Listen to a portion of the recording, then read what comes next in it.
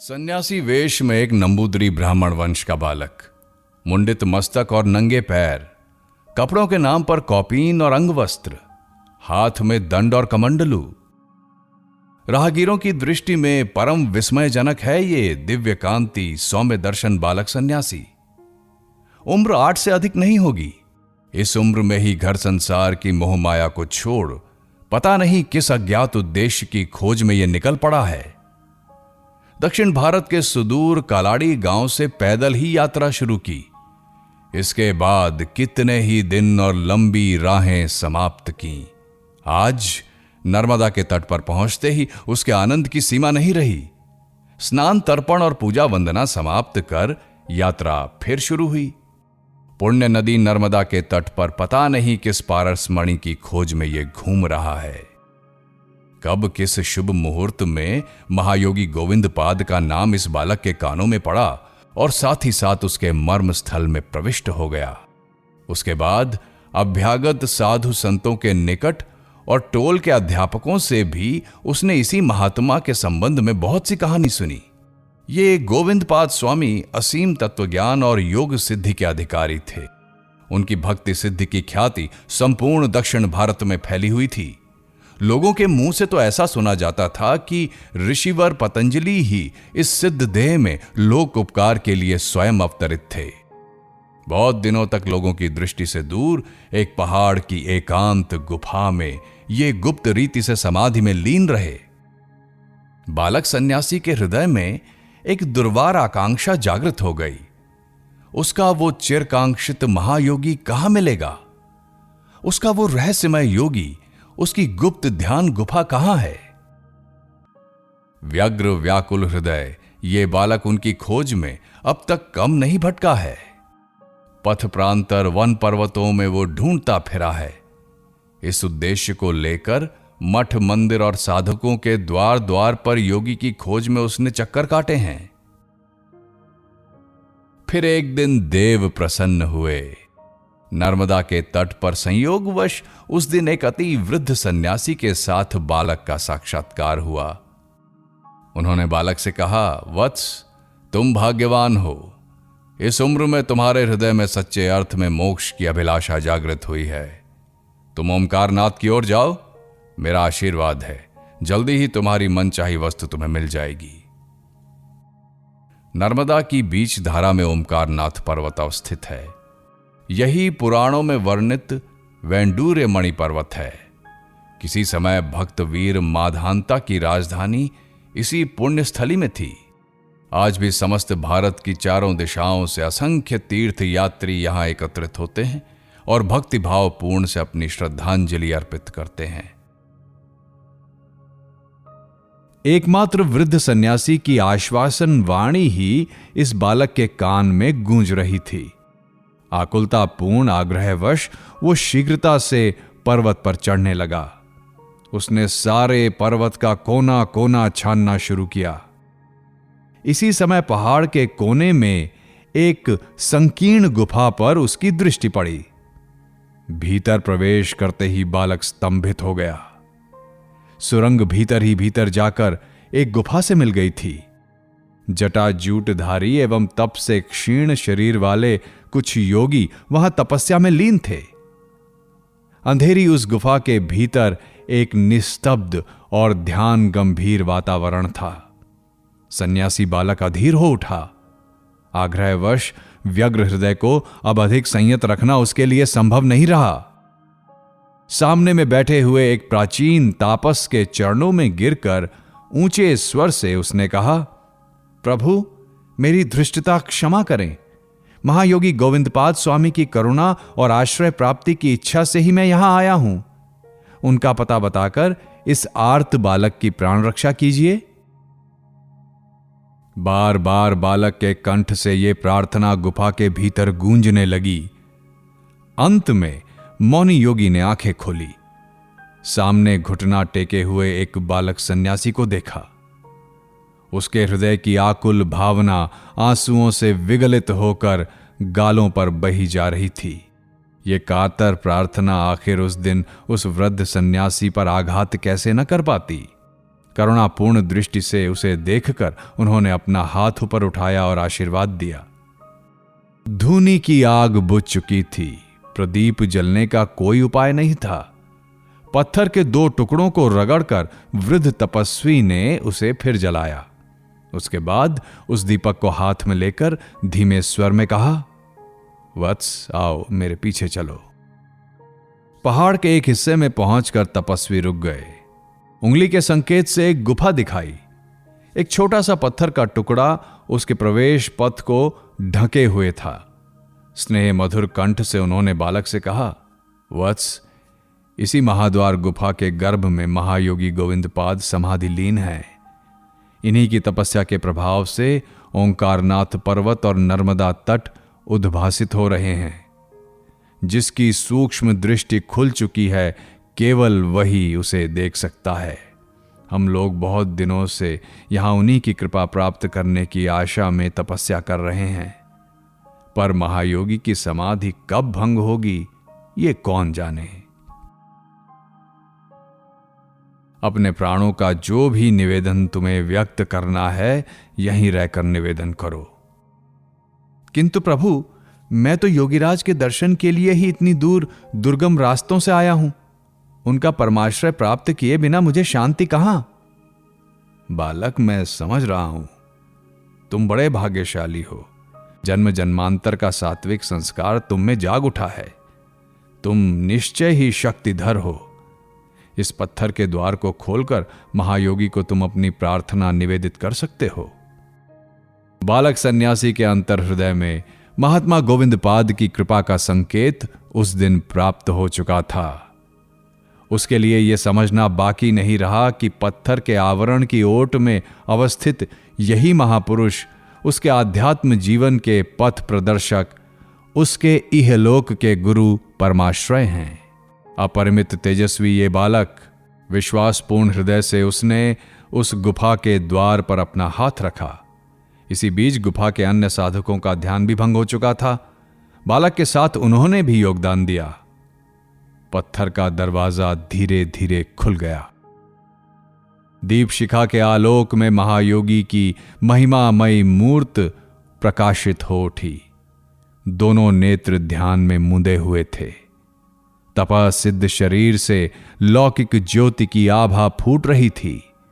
संपूर्ण शरीर में जीवन का कोई चिन्ह नहीं, फिर भी मृत्यु को सहज ही पराजित करके ये दिव्य सत्ता से परिपूर्ण विराजमान थे। दीपक को जमीन पर रखकर बालक ने हाथ जोड़कर स्तुति पाठ प्रारंभ किया। वहां एकत्र साधक गण निःशब्द आश्चर्य के साथ उसका यह कार्य देख रहे थे। उन्हें लगा कि यह बालक अद्भुत कर्मा है। निश्चय ही दैवीय बल से यह बलि है, नहीं तो भला कौन समाधिस्थ गोविंदपाद के सामने इस प्रकार साहस करके आत्मनिवेदन कर सकता है। तो क्या योगी गुरु ने स्वयं ही अपने इस परिचित शिष्य को उस दिन इस प्रकार आकृष्ट कर अपने पास बुला लिया था? गोविंदपाद स्वामी ने धीरे धीरे आंखें खोली। दिव्य कृपा की अमृत धारा बरसने लगी। मोक्षकामी बालक सन्यासी योगीवर के आशीर्वाद और परमाश्रय को प्राप्त कर धन्य हो गया। उसी दिन का नंबूद्री बालक ही आगे चलकर विश्वविख्यात आचार्य शंकर हुआ। कौपीनवंतः खलु भाग्यवंतः पद के रूप में महाज्ञानी आचार्य ने जिस श्लोक की रचना की थी, कौपीनधारी 8 वर्ष के बालक के रूप में उन्होंने उस सौभाग्य का अपने जीवन में आह्वान किया था। ओंकारनाथ पर्वत की गुफा में इस प्रकार उस दिन शंकर के आध्यात्मिक जीवन के दृश्य का पर्दा उठा था। उस समय वे मात्र 8 वर्ष के थे। गुरु गोविंदपाद के आदेश से निर्जन बद्री धाम में निवास करते हुए वेदांत भाष्य इत्यादि रचनाओं में प्रवृत्त हुए। गुरु ने उन पर जो दायित्व सौंपा था वो पूरा हो चुका था। तब वे मात्र 16 वर्ष के किशोर थे।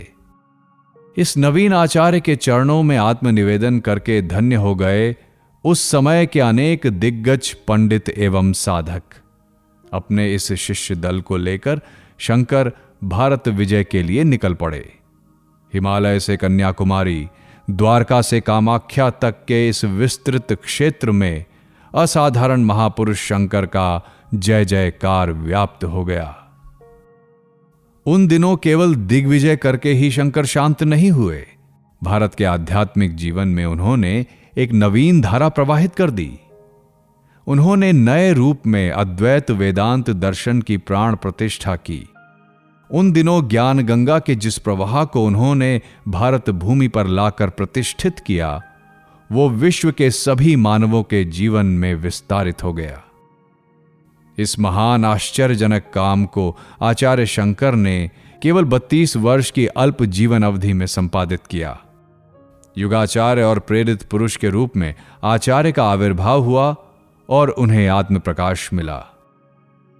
9वीं शताब्दी के प्रथम चरण में इसी प्रेरित पुरुष का महाजीवन ईश्वरीय लीला का एक अपूर्व रंगमंच बन गया।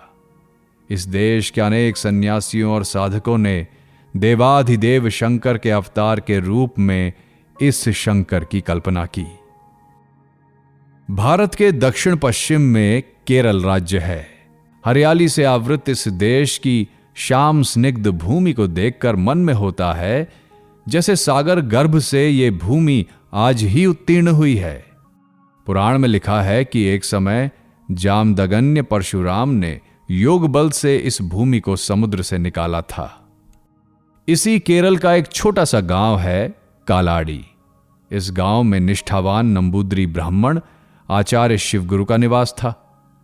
शास्त्र चर्चा और जप ध्यान में ही उनका अधिक समय बीत गया। उनकी पत्नी विशिष्टा देवी भी बहुत अधिक धर्मपरायणा थीं। गांव के किनारे चंद्रमौलेश्वर का एक मंदिर था। दोनों मिलकर परम भक्ति भाव से इस जागृत शिवलिंग की आराधना किया करते थे। आचार्य और उनकी पत्नी के अंतर में दुख था। बहुत समय बीत चुका था, परंतु पुत्र दर्शन का सौभाग्य उन्हें प्राप्त नहीं हो सका। एक दिन चंद्रमौलेश्वर के मंदिर में आचार्य शिवगुरु बैठे थे। उनके नेत्र ध्यान निमिलित थे। कान में सहसा महेश्वर की देववाणी प्रविष्ट हुई। वत्स, मैं तुमसे अति प्रसन्न हूं। मैं वरदान देता हूं कि शिव के समान ही एक महाज्ञानी पुत्र तुमको उपलब्ध होगा। चारों ओर उसकी जय वार्ता होगी। अपने घर आकर शिवगुरु ने अपनी पत्नी से उत्साहपूर्वक ये बात बताई। पति पत्नी के आनंद की सीमा नहीं रही। सन 788 ईस्वी का समय था। वैशाख की शुक्ल पंचमी तिथि के दोपहर को अकस्मात शिवगुरु के घर में आनंद का कलरव सुनाई पड़ा। घर में एक अद्वितीय सुंदर पुत्र की उत्पत्ति हुई। नवजात शिशु का नाम शंकर रखा गया। बचपन से ही बालक तीक्ष्ण बुद्धि और असामान्य स्मरण शक्ति का सिद्ध हुआ। एक बार वो जो कुछ सुन लेता था वो उसके स्मृति पट पर स्थायी रूप से अंकित हो जाता था। वो मात्र 3 वर्ष की आयु में मलयालम साहित्य के किसी भी ग्रंथ का पाठ कर सकता था। उसकी अलौकिक बुद्धि और प्रतिभा को देखकर गांव वालों के आश्चर्य की सीमा नहीं रही। पिता शिवगुरु ने अपने पुत्र की वृत्ति को शास्त्रों के अध्ययन में लगाया। उनका यह संकल्प था कि उसे एक शास्त्रविद बना देंगे, परंतु अपने प्रतिभा संपन्न पुत्र की उपलब्धियों को देखने का सौभाग्य पिता को प्राप्त नहीं हुआ। थोड़े समय में ही वे इस संसार को छोड़कर चले गए। विशिष्टा देवी के सिर पर जैसे विपत्ति का पहाड़ टूट पड़ा। वे अपना संसार कैसे चलाएंगी? बालक शंकर का उत्तरदायित्व वे किस प्रकार संभाल सकेंगी? आंसुओं को रोककर साहसपूर्वक उन्हें धैर्य धारण करना पड़ा। पति की इच्छा थी कि मेधावी पुत्र को शास्त्र अध्ययन के सभी सुयोग दिए जाएं। इस इच्छा को अपूर्ण रखने से काम नहीं चल सकता। शंकर के 5वें वर्ष में प्रविष्ट होते ही विशिष्टा देवी ने उनका उपनयन किया।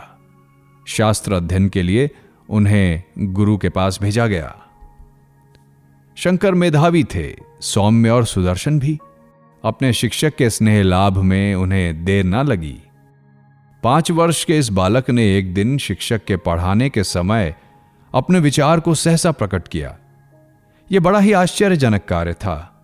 इस श्रुतिधर बालक ने पाठशाला के किनारे बैठकर ही कब इस उच्च शास्त्र तत्व को ग्रहण कर लिया था, इसकी खबर किसी को नहीं थी। शिक्षक की आंखें खुल गईं। उन्होंने समझा कि ईश्वर प्रदत्त महान प्रतिभा को लेकर इस बालक का जन्म हुआ है, एक विराट संभावना का बीज इसके भीतर वर्तमान है। उसी दिन से शंकर के लिए उच्चतर अध्ययन का कार्यक्रम निश्चित किया गया। 2 वर्षों के लगातार अध्ययन के परिणाम स्वरूप उन्होंने समस्त पाठों को पढ़ लिया। वेद, वेदांत, स्मृति, पुराण इत्यादि शास्त्रों में पारंगत होकर वे अपने घर वापस आए। उस समय उनकी उम्र मात्र 7 वर्ष की थी। योग्य पुत्र ने भक्ति भाव से अपनी माता के चरणों में साष्टांग प्रणाम किया। विशिष्टा देवी के लिए यह बहुत आनंद का दिन था। उनका पुत्र इस उम्र में सभी शास्त्रों में पारंगत होकर घर वापस आया था। विद्वता और असाधारण प्रतिभा की उनकी ख्याति सर्वत्र फैल गई। शंकर ने शीघ्र ही एक पाठशाला स्थापित कर ली।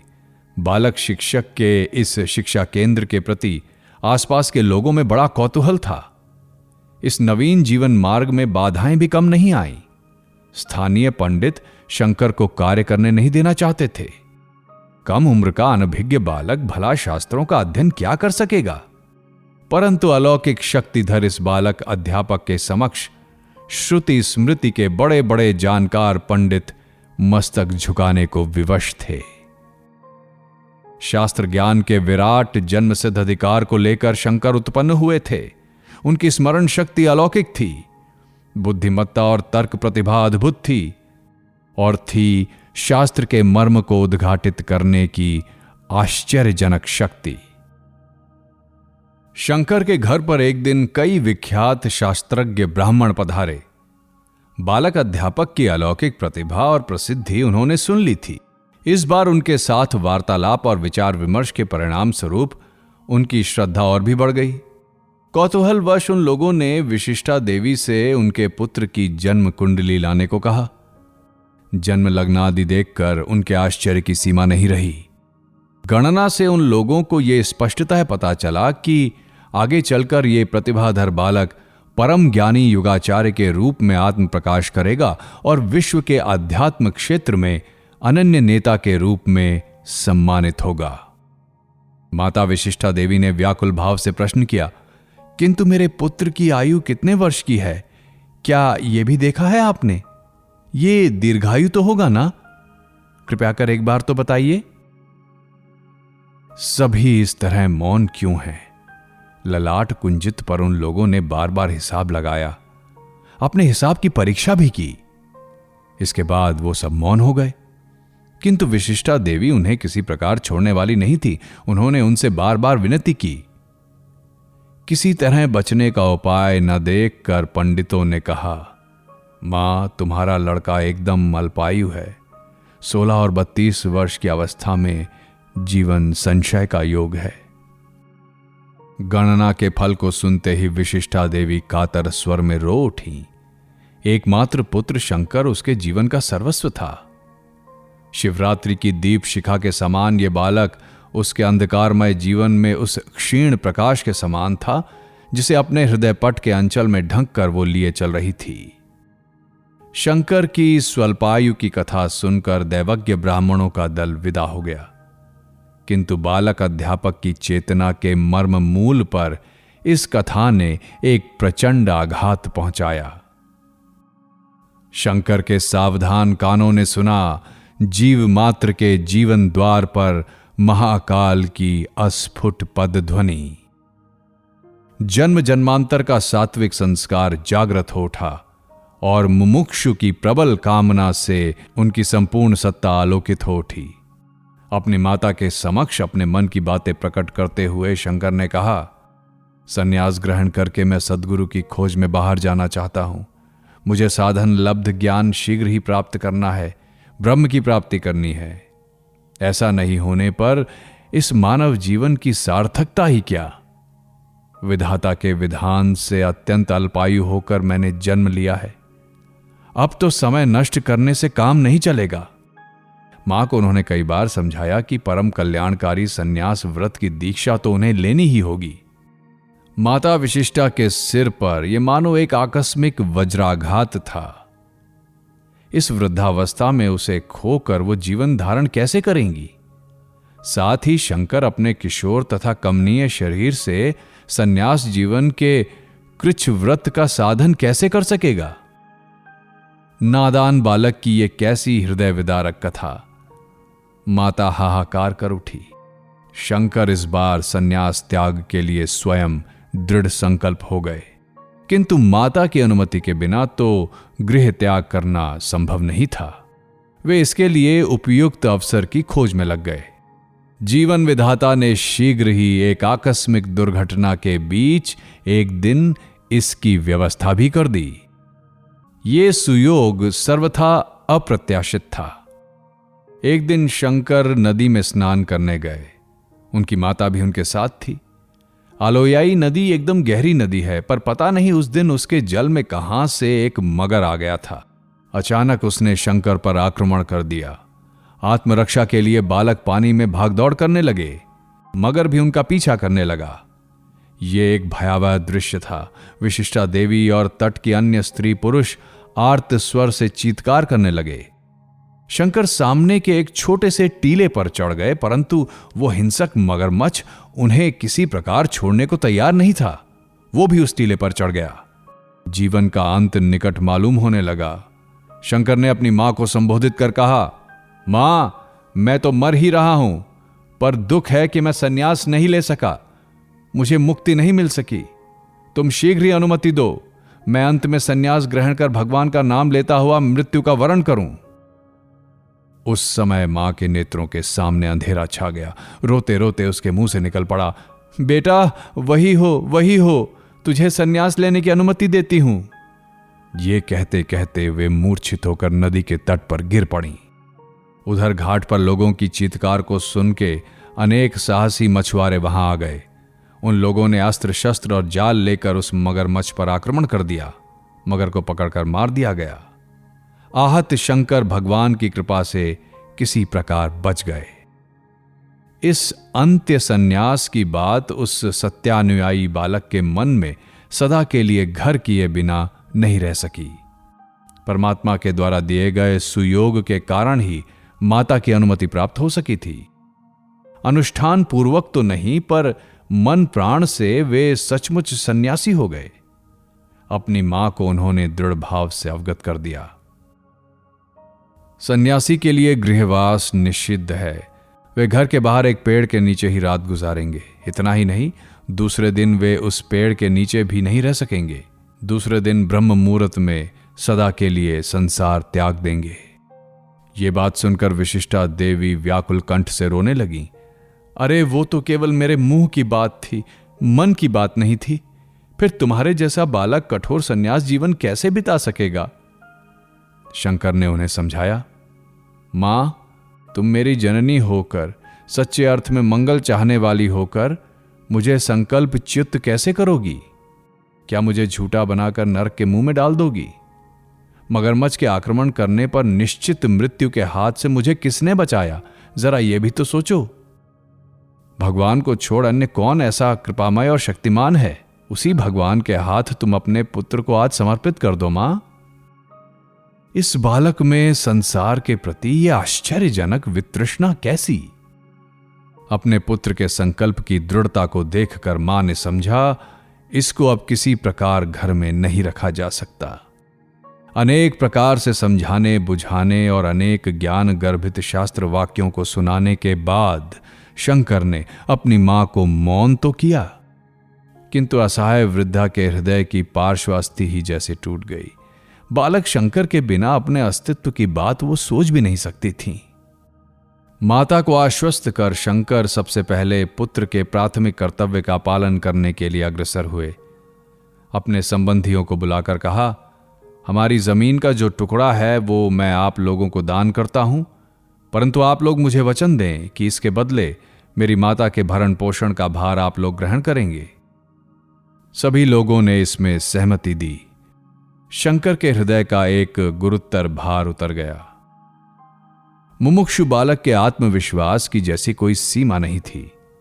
मां को समझाकर उन्होंने कहा, हे मां, तुम्हारे आशीर्वाद से मेरी साधना सफल होगी। तुम्हें वचन देता हूं कि मैं जहां कहीं भी रहूंगा, तुम्हारी अंतिम बेला में तुम्हारे चरण के पास उपस्थित हो जाऊंगा। इसके अतिरिक्त मैं तुम्हारी पारलौकिक क्रिया में कोई बाधा उत्पन्न नहीं होने दूंगा। शंकर के संन्यास ग्रहण का समस्त प्रबंध दूसरे दिन प्रातःकाल माता ने शांत भाव से स्वयं ही संपन्न कर दिया। इस अद्भुत दृश्य को देखकर कलाड़ी गांव के नर नारी उस दिन आश्चर्यचकित हुए बिना नहीं रहे। सभी शास्त्रों में निपुण शंकर ने नैष्टिक भाव से स्वयं ही आत्मश्रद्धा और विरजा हवन को संपन्न कर लिया। उसके बाद मुंडित मस्तक सन्यासी बालक ने उत्तर दिशा में पवित्र नर्मदा नदी की ओर अपने पांव बढ़ाए। यात्रा करते करते शंकर उस दिन तुंगभद्रा नदी के तट पर कदम्ब वन नामक जंगल में पहुंचे। दोपहर के समय एक वृक्ष के नीचे बैठकर वे विश्राम करने लगे। उसी समय सहसा एक अद्भुत दृश्य देखकर वे चमत्कृत हो उठे। मेंढक के अनेक बच्चे नदी के जल से कूदकर तटस्थ एक बड़ी शिला पर चढ़ गए, किंतु कड़ी धूप असहनीय हो रही थी। अधिक समय तक ठहरने का कोई उपाय नहीं था। अब पानी के भीतर प्रवेश करना आवश्यक हो गया।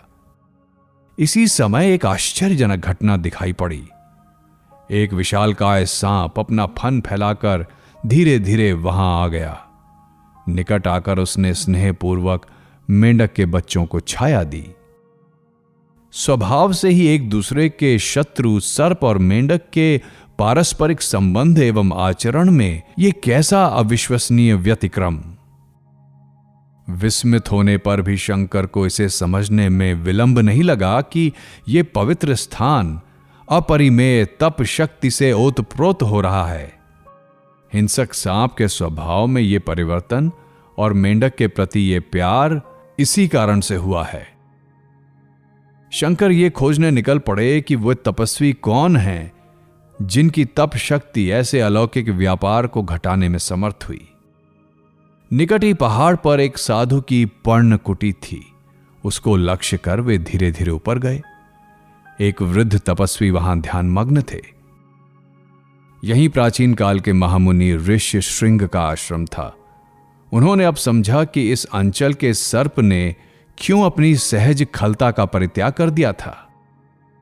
तपस्या से पवित्र इस वन प्रदेश के मनोरम वातावरण में एकांत तपस्या के योग्य एक आश्रम के निर्माण की इच्छा बालक शंकर के मन में उठी। इसी इच्छा के बीज ने आगे चलकर अपना विकास श्रृंगेरी मठ के रूप में किया। कदम्बगिरी से नीचे उतरने पर उनकी यात्रा आगे आरंभ हुई। प्रायः 2 महीने तक अविराम यात्रा के बाद उन्होंने प्रसिद्ध माहिष्मती नगर पार किया। उसके बाद ओंकारनाथ के द्वीप शैल पर आकर उपनीत हुए। इसी पहाड़ की गुफा के महायोगी गोविंदपाद के आश्रम का सौभाग्य उन्हें प्राप्त हुआ। इसी अध्यात्म स्पर्श मणि ने केरल के इस बालक सन्यासी को रूपांतरित कर युगाचार्य की भूमिका के रूप में उसको उपस्थित किया। 3 वर्षों के भीतर शंकर ने असामान्य योग सिद्धि और तत्व ज्ञान प्राप्त किए। गुरु प्रदत्त साधना इस बालक के जीवन में अनुरूप महिमा के साथ पुष्पित और फलित हो गई। अपने से बड़ी उम्र के साधकों से यह छिपा नहीं रहा कि बालक की अलौकिक प्रतिभा और शक्ति के पीछे किसी परमात्म लीला नाटक का गूढ़ संकेत है। गुरु गोविंदपाद को उपलक्ष्य बनाकर उस समय शंकर की योग विभूति की एक चमत्कारपूर्ण लीला एक दिन प्रकाशित हुई। वर्षा ऋतु थी। कई दिनों से लगातार बारिश हो रही थी। दोनों किनारों को नष्ट कर बढ़ी हुई नर्मदा में एक दिन प्रलयंकारी रूप धारण कर लिया। ओंकारनाथ पर्वत से उसका विपुल जल स्रोत टकराकर ऊपर उठ रहा था। महायोगी गोविंदपाद कई दिनों से पहाड़ की गुफा में समाधिमग्न थे। शिष्यों को शंका हुई कि गुफा में आसीन गुरु का जीवन संकट में है। विपत्ति कितनी भी बड़ी क्यों ना हो, गुरुदेव को पुकार कर उनकी समाधि को भंग करने का प्रश्न ही नहीं उठता। अब इस बाढ़ के वेग को रोकेगा तो कौन? इस पर शक्तिधर शंकर स्थिरता पूर्वक आगे आए। सबको बुलाकर दृढ़ कंठ से बोले, आप लोग क्यों व्यर्थ उद्विग्न हो रहे हैं? प्रकृति का कोई कोप समाधिमग्न गुरुदेव का अनिष्ट नहीं कर सकता। आत्मभोला महायोगी के साथ सहयोग किए बिना प्रकृति के लिए कोई उपाय नहीं है। फिर उनके आशीर्वाद से इस बाढ़ की गति को रोकने में मैं भी समर्थ हूं। शंकर ने एक मिट्टी के घड़े को झुकाकर गुफा के द्वार पर रख दिया। इधर बाढ़ का पानी बढ़ ही रहा था, किंतु सबने आश्चर्य के साथ देखा कि बढ़ता हुआ बाढ़ का जल उस मिट्टी के घड़े में घुसकर क्षण मात्र में पता नहीं कहां लुप्त होता जा रहा था। इस अलौकिक दृश्य को देखकर गोविंदपाद के शिष्य गण समवेत स्वर में उस बालक को धन्यवाद देने लगे। समाधि भंग होने के बाद महायोगी ने पूरी कहानी सुनी। प्रसन्न मधुर कंठ से शंकर से वे बोले, वत्स, मेरे आशीर्वाद से तुम पूर्ण काम हो गए। ब्रह्म विद्या तुम्हें प्राप्त हो गई है। सभी शास्त्रों का तत्व जैसे तुम्हारे अंतःकरण में स्फुटित हुआ है, वैसे ही सभी ज्ञान एवं सभी योग विभूतियां तुम्हें प्राप्त हो गई हैं। मेरे समक्ष और कोई प्रार्थना हो तो कहो। श्रद्धा भाव से प्रणाम कर शंकर ने निवेदन किया, प्रभु, आपकी कृपा से मेरे सभी अभाव दूर हो गए हैं। मुझे आज कोई और प्रार्थना नहीं करनी है। अगर आप कृपा करके अनुमति दें तो समाधि मग्न हो जीव देह का परित्याग करना चाहता हूं। ब्रह्म सागर में विलीन हो जाना चाहता हूं। योगी गोविंदपाद स्वामी धीर गंभीर कंठ से कहने लगे, वत्स, देह विसर्जन का समय अभी नहीं आया है। परमात्मा के निर्देश से युग के प्रयोजन को सिद्ध करने के लिए तुम आए हो। वो कार्य अभी समाप्त नहीं हुआ है। अद्वैत वेदांत ज्ञान को नए रूप से तुम्हें प्रचारित करना होगा। लुप्त तीर्थों के उद्धार का भार भी तुम्हें ही लेना होगा। सन्यासियों के भीतर अनेक दुराचार घुस गए हैं, उनका संस्कार साधन कर इस देश के अध्यात्म जीवन को पुनर्गठित किए बिना काम नहीं चलेगा। इसके अलावा जन समाज आज ईश्वर से विमुख है। तुम्हारे द्वारा अद्वैत ज्ञान के प्रकाश को प्रकाशित करने की आकांक्षा की अपेक्षा मैं बहुत दिनों से कर रहा था। मेरा वो काम आज समाप्त हो रहा है। इसी से इस शरीर का प्रयोजन भी अब समाप्त है। इस बार काशी धाम जाकर तुम श्री विश्वेश्वर से आदेश प्राप्त करो और अपने निर्दिष्ट काम का उद्यापन करो। एक एक कर प्रिय शिष्यों से विदाई लेकर गोविंदपाद स्वामी समाधि मग्न हो गए। इस समाधि से वे पुनः नहीं उठे।